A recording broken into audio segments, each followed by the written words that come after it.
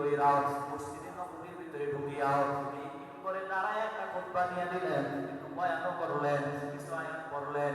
ওয়ামা মুহাম্মাদুন ইল্লা রাসূল কদ খালাত মিন ক্বাবলিহি রাসূল আফা ইম্মা তাউকুদিলান কলাবাতুম আলা আকাবিকুম।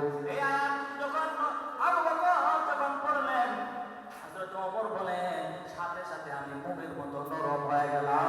এই আয়াতের এত পাওয়ার, হযরত আবু বকর যখন মিম্বরে দাঁড়ায়া এই আয়াত পাঠ করেছি, হযরত ওমর ঠান্ডা হয়ে গেলেন, আর বলতে শুরু করলেন, আমার নবী দুনিয়া থেকে বিদায় হয়ে গেল রে।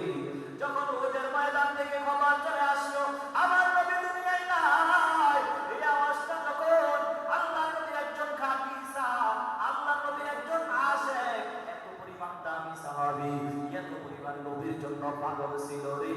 খেজুর বাগানের মধ্যে পানি দেয়, হঠাৎ করে উহুদের ময়দান থেকে আওয়াজ এসেছে আমার নবী নাকি দুনিয়া থেকে বিদায় হয়ে গেছে। ওই সাহাবী খেজুরের কাছে পানি দেয়, পানি দিয়া বানিয়ে দিতেছে। যখন শুনছে আমার নবী দুনিয়া থেকে বিদায় হয়ে গেছে, সাথে সাথে তার হাত থেকে বালতিটা ফালায়া দিয়েছে। বালতি ফালায় আল্লাহর কাছে দোয়া করি, ও দয়ার মালিক, সেই চক্ষুটা রিজার্ভ করে রেখেছি আমার নবীকে দেখার জন্য, এখন নাকি নবী দুনিয়া থেকে বিদায় হয়ে গেছে, এই চক্ষু আমার আর রাখিয়া লাভ নাই, আমারে অন্ধ বানায়া দেন। নবীর জন্য কি পরিমাণ পাগল ছিল রে। দুনিয়ার আমি নবীর জন্য তেমন পাগল হতে পারি নাই।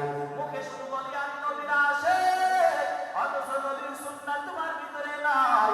উহুদের ময়দান থেকে যখন আওয়াজ আসলো, আর যখন আওয়াজ পেয়েছে আমার নবী দুনিয়া থেকে বিদায় হয়ে গেছে, হামজালা নামক একজন সাহাবী রাত্রিবেলা গোসলটা সহবাস করার পরে তার গোসল ফরজ ছিল, যখন গোসলখানায় ঢুকবে হঠাৎ করে আওয়াজ আসছে আমার নবী নাই। ওই হামজালা গোসলে না ঢুকিয়া উহুদের ময়দানে দৌড় দিয়েছে, উহুদের ময়দানে গিয়া রক্তে রঞ্জিত হয়ে গেল, পুরোটা ময়দান রক্তে রঞ্জিত হয়ে গেছে। হামজালাও শহীদ হয়ে গেল, অন্যান্য সাহাবায়ে কেরামরা পর্যন্ত শহীদ হয়ে গেল। এবার হযরত আলী সহ অন্য কিছু সাহাবায়ে কেরাম সহ আমার নবীকে হাতের মধ্যে ধরে হাঁটায় হাঁটায় পাহাড়ের পদদেশে একটা জায়গার মধ্যে উঠে বসালেন। বসানোর পর এবার আমার নবী একটা স্বস্তির নিঃশ্বাস ফেলালেন। এই জন্য ভালো করিয়া শুনবেন। এবার পাহাড়ের পদদেশে নবীকে বসালেন, আমার নবী একটা স্বস্তির নিঃশ্বাস ফেলালেন। আমার নবী একটা স্বস্তির নিঃশ্বাস ফেলানোর পর এবার হঠাৎ করিয়া নবী বলতেছে, ও সাহাবী, আই উহুদের ময়দানে একটু খবর নাও, আমার কোন সাহাবী উহুদের ময়দানে শহীদ হয়ে গেছে, একটু খবর নাও। আমার নবী বলার পর সাহাবায়ে কেরামরা খবর দিতেছি, কোন সাহাবী উহুদের ময়দানে শহীদ হয়ে গেল। হঠাৎ করে একজন মহিলা এসে দাঁড়ায় বলে, নবী গো, আমার একটা কথা আছে। বলে, কি কথা বলতে চাও? আমার স্বামী আপনার কথা শোনা পরে উহুদের ময়দানে দৌড়ে চলে আসলো, হামজালা নামক একজন ব্যক্তি শহীদ হয়ে গেল, এর গোসল ব্যতীত এর দাফন দিবেন না। এই কথা বলার পর আবার নবী বলে, হে সাহাবী, তোমরা হামজালা নামে কোন সাহাবীকে পাও কিনা দেখো। হামজালা নামে কোন ব্যক্তি যদি পাওয়া যায় তাকে গোসল ব্যতীত দাফন করিও না। এবার যখন তাকে পাওয়া গেল তাকে দাফন করা হবে না। আসমান থেকে জানায় দিলেন, এই হামজালারে আর গোসল করানোর দরকার নাই। আমার আল্লাহ পাক হামজালাকে জান্নাতের পানি দ্বারা গোসল করায় দিলেন। জোরে জোরে চিল্লায়া পড়েন সুবহানাল্লাহ। আমার নবীর জন্য এত পরিমাণ পাগল, অথচ তোমার আমি নবীকে ভালোবাসি, মুখে মুখে বলি, কিন্তু অন্তরে ঢুকানো লাগবে, সুন্নাহকে আঁকড়ে ধরা লাগবে। আমার মায়ার নবী বিদায়ের সময় বিদায় হজের ভিতরে আমার নবী দুটো জিনিসকে রেখে গেলেন, আল্লাহর কিতাব এবং নবীর সুন্নাহ। এই দুটো জিনিসকে যারা আঁকড়ে ধরবে রে, মুশরিকগণ তারা পথভ্রষ্ট হতে পারে না। এবার কিতাবুল্লাহর ভিতরে আল্লাহর যত আইন কানুন আছে সব কিছু ঢুকানো আছে, ভালো করিয়া বোঝার চেষ্টা করবেন।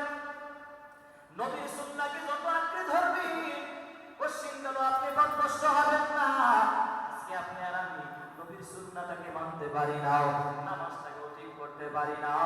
নামাজ যার ঠিক হয়ে যাবে তার বাকি আমলগুলো এমনি ঠিক হয়ে যাবে।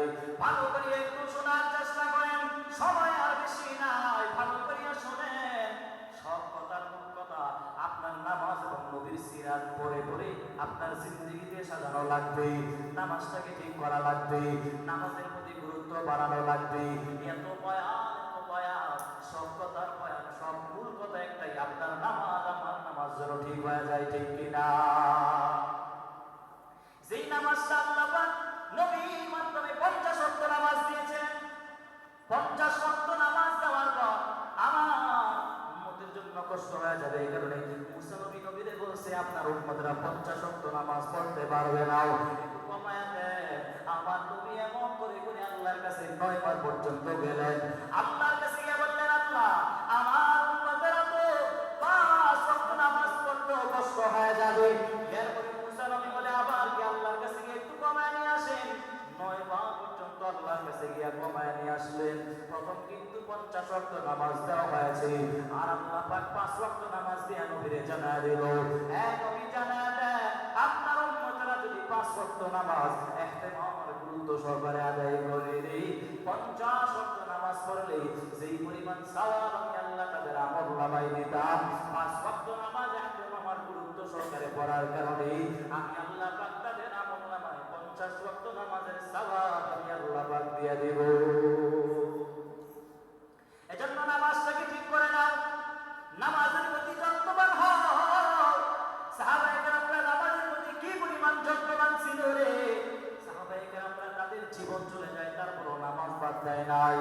আমার নবী যুদ্ধের ময়দান থেকে ফিরবি, সাথে ছিলেন হযরত আলী রাদিয়াল্লাহু তাআলা আনহু। নবী আলীকে বলছে, আলী রে আমার শরীরটা পুরো ক্লান্ত হয়ে গেছে, একটু বিশ্রামের প্রয়োজন আছে।